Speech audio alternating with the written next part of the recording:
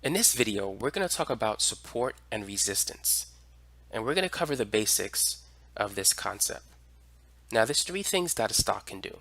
A stock can go up, which if that happens, it's said to be in an uptrend, or it can go sideways, especially during periods of consolidation, or a stock can go down, which in this case is said to be in a downtrend. Now let's talk about when the market moves sideways. Sometimes you'll see stocks with a trading pattern that looks like this. They would rise and they will fall, and then they'll go back up and then back down. It may not be as perfectly as this, but sometimes you'll see stocks move in what is known as a trading range. In this case, this is an area of resistance. That's where the stock meets at a peak value. In the valleys, that's where you have areas of support. So make sure you understand that. So this is an area of resistance, and this is an area of support. Many short-term traders, ideally, they want to buy at areas of support. That's their entry points, and they want to sell at areas of resistance. Typically, they set that as their exit point or somewhere close to it. Now, at areas of support, there's a lot of buy-in pressure. And the reason for this is because many investors and short-term traders, they want to buy the stock when it's at a low price. They don't want to buy it when it's at a high price. And so there's a lot of demand for the stock at this price. So economics 101, when prices fall, demand usually rises. Now the reverse is true on the other side. When prices rise, demand typically falls. And it makes sense because there's not many stock traders who want to buy the stock at a high price. And so you typically have less buyers at areas of resistance, and you usually have more sellers. Most people want to sell at the high price. There's a lot of profit taken at areas of resistance. Thus, there's more selling pressure at that point.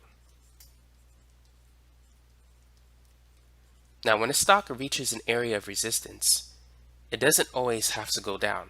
Sometimes it can break through the area of resistance. And when that happens, this is known as a breakout. In order for the breakout to occur, you need fresh new buyers to enter into the stock. And when that happens, when new buyers enter the market, they can push the prices beyond an area of resistance, creating a new level of support. Now let's consider this example. Here we have a stock that is neither in an uptrend nor in a downtrend, but is trading within a range. Where would you place the line of resistance? Would you draw a line of resistance here, or would you draw it here?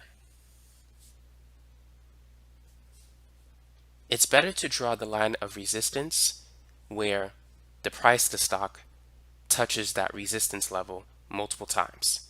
Notice that it touches it here, here, and here 3 times as opposed to 1. So the blue line is a better line of resistance than the red line. The second thing is you want to look at the previous level of resistance as opposed to one that's further in the past. The previous level of resistance is more important than one that occurred in the distant past. So that's another thing you want to take into account. So not only the number of times that it touched the resistance level, but also take into account the most previous resistance level. Now what about the support level? Would you draw it here, or would you draw the support level here? In this case, the red line is a better support level than the blue line because, for one thing, the price of the stock touches the red line 4 times as opposed to touching the blue line once. So the red line is a better area of support as opposed to the blue line. Now in this example, we could see that the stock is clearly in an uptrend.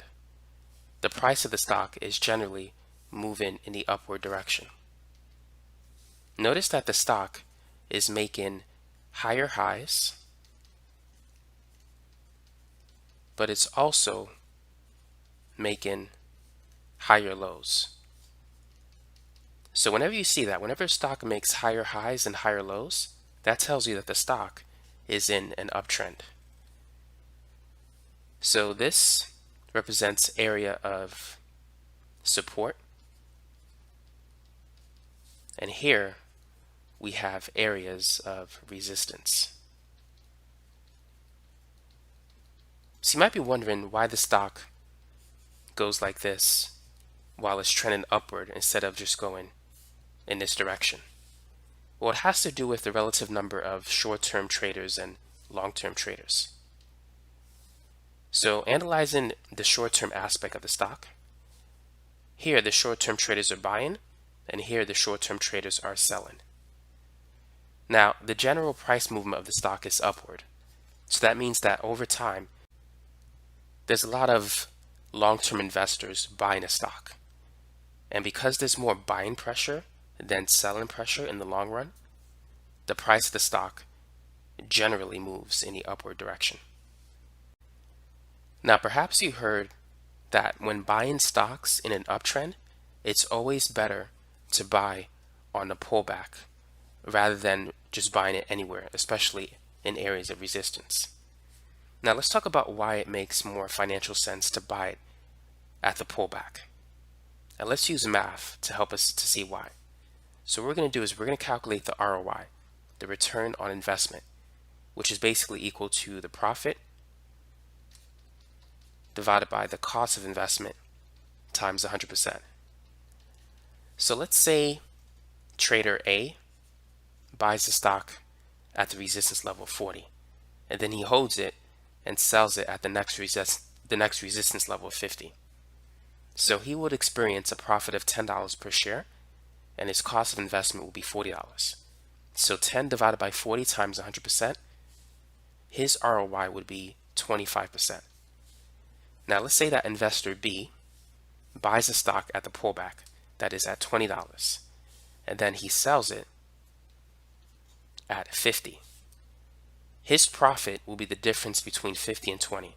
So he would receive $30 in profit, and his cost of investment is $20.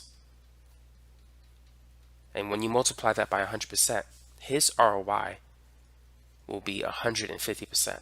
Notice the difference between the ROI of the trader who buys it at the pullback versus the ROI of the trader who buys it at the resistance level. So this person, if he holds it, he's only receiving an ROI of 25%, whereas the person who bought at the pullback, his return is a lot greater. As you can see, his ROI is 150%. So thus, it makes more financial sense to buy the stock when it's in an uptrend, but on the pullback. Now in this example, we have a stock that is moving in a downtrend. As you can see, this stock is making lower highs, and it's also making lower lows. As in the other two examples, you can identify areas of support and resistance. The areas of resistance are basically where the stock peaks out in this example, and where it touches the blue line at the lows, those are areas of support. So the stock can still oscillate up and down, but the general direction is downward because the long-term investors, in the long run, they're selling rather than buying. In this example, we have a stock and its price shown on the stock chart, and also a simple moving average, the SMA 20 plotted in red. Now you could use the simple moving average to get a good idea where potential areas of support and resistance might be located. So notice that when the stock is moving in an uptrend, that is when it's in a bull market, the simple moving average indicates or shows you potential areas of support. But now, when the stock reverses and goes down in a bear market, the simple moving average indicates areas of resistance, as you could see here. So that's how you could use a simple moving average to identify potential areas of support and resistance. Now, notice that the price of the stock is above the simple moving average when the stock is in an uptrend. But on the reverse side, notice that the stock is below the moving average when it's in a downtrend.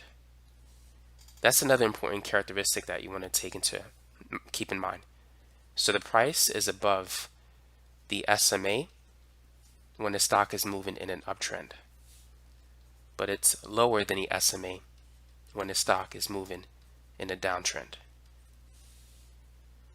Now, when the SMA crosses the price of the stock, this typically indicates a reversal. So that's when it changes from a bull market to a bear market, or where it goes from an uptrend to a downtrend. But nevertheless, in an uptrend, the SMA 20 or an SMA 10, you could use that to identify potential areas of support. And in a downtrend, you could use the simple moving average to identify areas of resistance.